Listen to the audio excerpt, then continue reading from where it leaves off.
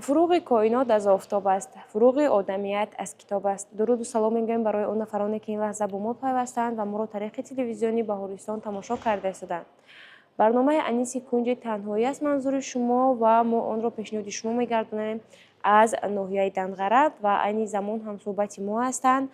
غالب دور جمهوریوی آزمون فروغ صبح دانایی کتاب است و باید از خود ایشان خواهش میکنیم که خود را برای ما و شما پراتر شناس نمایند. سلام علیکم. سلام علیکم، سلامت باشید. انوشیروان رحیمов هستم، دانشجوی کورس سوم دانشگاه دولتی دنغره از روی اختصاص حقوق بین المللی، برنده شاه جایزه آزمون جمهوریوی فروغ صبح دانایی کتاب است.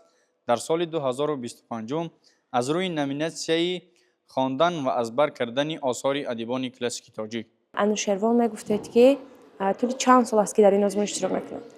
تشکر زیاد. در این آزمون با نفوذ طول 5 سال است که شرکت می‌ورزم. البته که 3 سال اول تا دور ولایتی و سال 4 تا دور جمهوریوی و سزاوار جای افتخاری گشتم. سال 5 باشد با تلاش‌های زیاد، با زحمت‌های زیاد، با مطالعه بر دوام توانستیم که سزاوار شاه جایزه گردیم. خب انوشیروان میگفتید که چون شما 5 سال پای هم در این آزمون اشتراک کردید، تنها از روی یک نامیناسیون؟ بله، از اول تا آخر از روی نامیناسیون ادبیات کلاسیکی و انتخاب ما این نامیناسیون در آن بود که ادبیات کلاسیکی ما سرشار از پند و اخلاق است، یعنی از حکمت غنی است.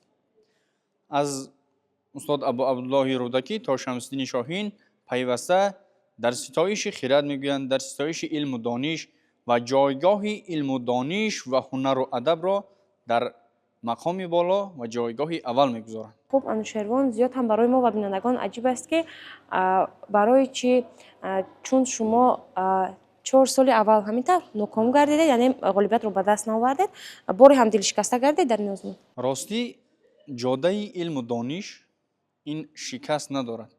هر شخصی که در جستجوی علم است، در جستجوی دانش است و اگر مقصدش معین و در مقصدش استوار باشد، دشواری به او پیدا نمی شود. اگر شود با متانت، با جسارت، با صبر، با تحمل می تواند پس سر کند. یعنی در اینجا سخنی کلیدی این مقصد بود. در این آزمون یکی اگر برای سرقل دادن علم و دانش اومده باشد، کسی دیگر میخواد که خود را در قله مراد ببیند، همینطور یعنی غالبیت رو به دست بیارد. و هستن همان اشتراکچیانی که چون در سال اول حتی در یک دور اگر مغلوب گردند، آنها دل شکسته میگردند، امید رو میکنند و دوام نمیدهند در سال آینده اشتراک ورزیدن در این آزمون رو. پس میگفتید که چون در قلبتان چه امید رو باز هم فروزان میگردند که چون شما 5 سال اشتراک کرده در این آزمون؟ تشکر زیاد. پیش از همه من مینداری پیوسته و به واسطه خود را به پیشوای محبوب و خیرمند و عاقل و دانای تاجیک محترم امام علی رحمان میرسونم، جهتی آنکه چنین آزمونی با نفوذ را راه اندازی کردن که تمام قشر جامعه علاقه رو به کتاب و کتابخوانی آورده است. به بهترین شغل مردم تاجیک یعنی کتابخوانی روح و روانی دوباره بخشیده شد.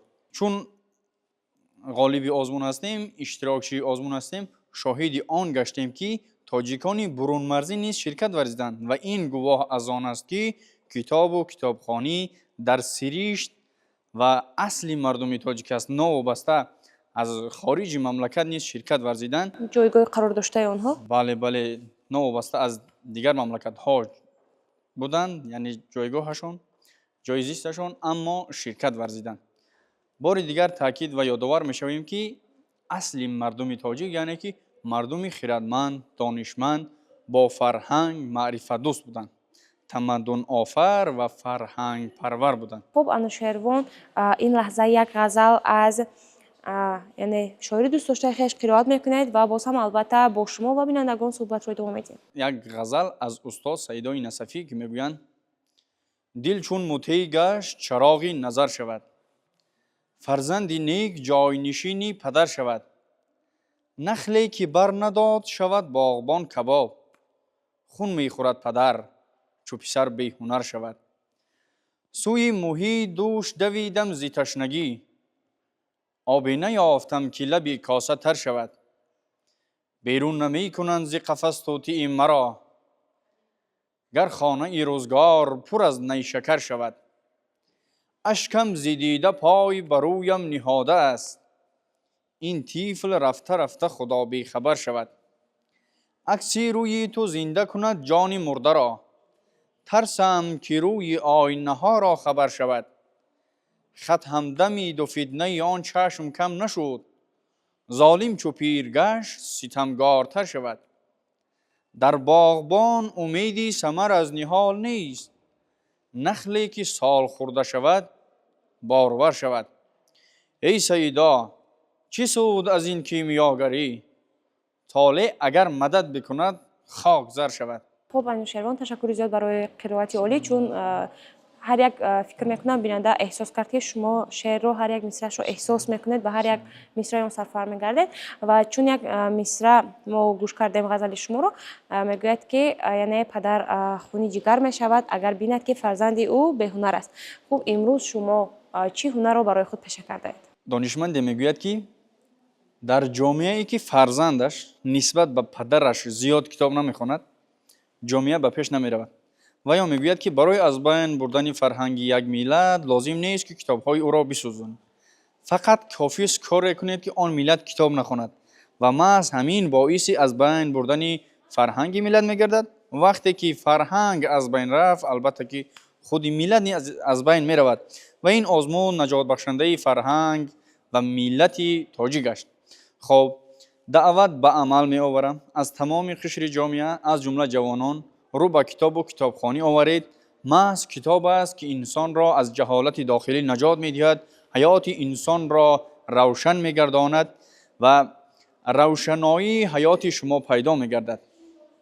و نقشه دارم چون خود غالب هستم تربیتگر باشم، یعنی که من بعد اشتراکچیان را در روحیه وطن پروری پیش از همه تربیت نماییم و آن اشخاصی که داوطلب آزمون جمهوریوی فروغ صبح دانایی کتاب است می باشد آنها را آماده کرده تا به دور جمهوری بریم البته غالب گردند و می خواهیم که پیش از همه تربیتگر باشیم، نمونه باشیم با اخلاق خویش، با رفتار خویش، با آداب خویش و پیروی اصیل پیشوای معظم ملت باشیم و طلب و خواهشمان آن است که تا دمی که هست دنیا تاجیکستان زنده باد، تاجیکستان سرورد از آل رحمان زنده باد. تشکر زیاد انوشیروان از همان نویسندگان و شاعران کلاسیکی تاجیک زیادتر اشعاری که به شما نزدیکتر و پسندتر است؟ سلامت باشید. وقتی که سخن از ادبیات کلاسیکی می رود ما نمی توانیم که یک کس گوییم، چون که همین ادبیات کلاسیکی ما بحری است بیکران، یعنی آخر ندارد، سرشار از پند و اندرز و اخلاق است.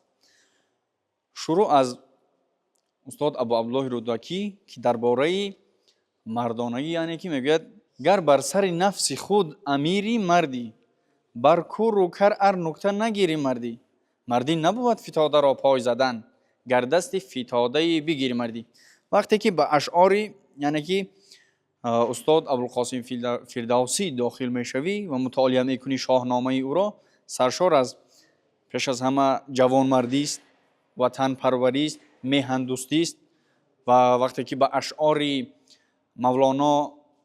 مولانای بزرگ، مولانای بلخی مطالعه میکنی وارد میشوی، سرشار از مهر و محبت انسانی است، عشق پاک الهی است، دوستی و وحدت و یگانگی است و میگوید بیا تا قدر یکدیگر بدانیم که تا ناگه ز یکدیگر نمانیم. و باز در جای میگوید غرضها تیره دارد دوستی را، غرضها را چرا از دل نرانیم.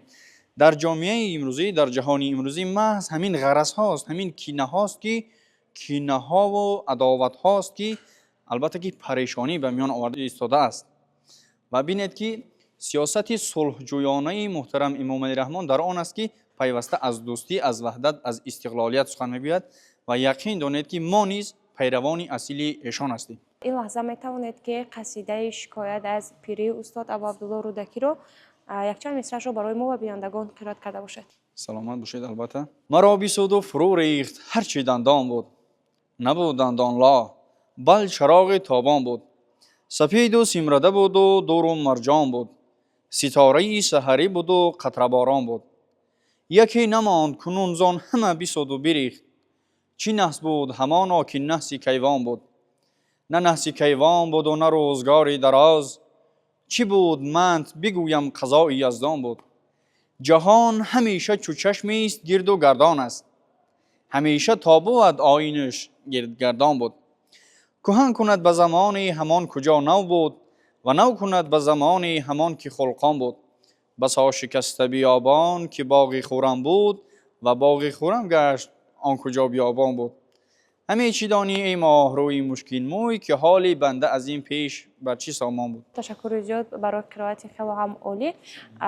می گفتید که میانی اون غزل هایی که شما از بر نموده اید یا اون رو قرائت میکنید، زیادتر کدومش برای شما نزدیکتر است و شما تمام آن همان سخن هایی که میخواستید داخل یک غزل دیده باشه در آن همین غزل پیدا کرده؟ تشکر زیاد. یک غزل میخوام بگم از حاجی حسین کنگورتی که میگوید کیست از دیده ای تو دیده منور نشود، وانگه از تاب رخت سینه پرآذر نشود. طاقتم طاق و بغم شهره آفاق شدم، این همه در چرا پیش تو باور نشود. به تکلف نتوان مرتبه را کرد بلند، گل زردی سحری غنچه اختر نشود. چشم احسان ذهنم مردمی دوران بستم، خوشم از مهری کسی کینه کشم گر نشود. کارگاهی که درو قدری کسان می بافند، جامعه هیچ یکی بر خد دیگر نشود. حاجی ما خود نتوان کعبه مقصود رسیم، تا که لطفی ازلی قائد رهبر نشود. و در اینجا سخن در چی می رود؟ می گوید که هر کس به اندازه‌ای که هست همون خصلتش رفتارش گویای آن است. زیاده روی زیاده کاری یعنی خصلت انسان را بیانگر نیست. انسان البته که با سرشتش که آن چیزی که خدا داد است البته که عیان است، معرفگر است، توسط خدادادیش معین و معرفی میگردد. یعنی زیر نقاب تا در باز بودن نمیتونه. چیزی که در باطن او است، چیزی که انمون خصلت‌هایی که او به دنیا آمده است، اون تا دوام عمر او یعنی عیان است و به دیگران نیز همچون نمونه میگردد. و تشکر زیاد. در انجام برنامه این لازم اگر میخواهید که سخنی داشته باشید به کودکان و نورسان همچون یک توصیه خوب برای اشتراک در این آزمون سطحی جمهوری داشته، اگر سخنی برای من دارید به کسی، این لحظه شما یک فرصت خوبی دارد. پیش از همه دعوت به عمل می آورم از تمام قشر جامعه، بخصوص از جوانان که رو به کتاب و کتابخوانی بیارند، از هرزگردی و بیهوده‌گردی و بازی‌های کامپیوتری و دیگر خودداری نمایند. دوستداری وطن باشند، دوستداری میهن باشند، در فکری آبادی و سرسبزی وطن باشند، در فکری پدر و مادر باشند، در فکری زندگی آسایشته خویش و جامعه باشند. چون از هرزگردی هیچ منفعتی نیست. اگر خواهی که در زندگی کسی شوی البته که علم آموختن لازم، چون که بزرگان ما علم و ادب را در جایگاه اول گذاشتند و میگویند بیاموز دانش کز آموختن، رهانی تن خویش از سوختن. از آموختن ننگ هرگز مدار، که آموختن فخر باشد نه عار. نگه کن که در نامه آفرین، چه گوید سراینده پاک دین. بیاموز هرچند که بتوانیا، مگر خویشتن شاد گردانیا. بینید که میگوید بیاموز دانش کز آموختن، رهانی تن خویش از سوختن.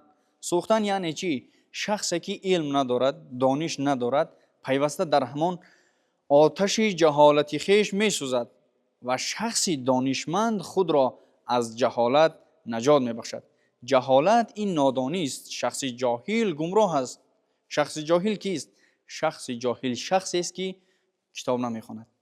قصه معروف به خاطرم رسید، میخوام بگویم که سخن از بنوشیروان عادل میرسد، روایتی که در مملکت هند گیاهی هست که مرده را زنده میگرداند. چون این روایت به گوشش میرسد، به حکیم برزویه امر میکند که رفته این گیاهی جان بخش را از ملک هند پیدا کن. وقتی که به هندوستان میرود جویا میشود، میگوید در اصل چنین گیاه نیست. هیچ گیاهی نمیتواند مرده را زنده گرداند. و میگوید دانشمند است شاید او بداند. چون از او پرسان میشوند میگوید سری گیاهی جان بخش در آن است که گیاهی وجود ندارد، اما کتابی هست با نام کلیل ودیم که مرده را زنده میگرداند. و در اصل شخص بدانش خود جاهل است. شخص بدانش به مانند همان مرده است. و علم و دانش جان بخش، نجات بخش انسان است. خب بینندگان عزیز، طول چند لحظه ها با شما بودیم در برنامه انیسی کنج تنهایی و صحبتی خوب داشتیم با رحیمов انوشیروان، دانشجوی کورس سیومی دانشگاه دولتی دنقره و همزمان برنده شوجایزه آزمون جمهوریوی فروغ صبح دانای کتاب است. خب برنامه های دیگری تلویزیونی بهارستان ادامه دارند. با شبکه ما بودن را فراموش نسازید.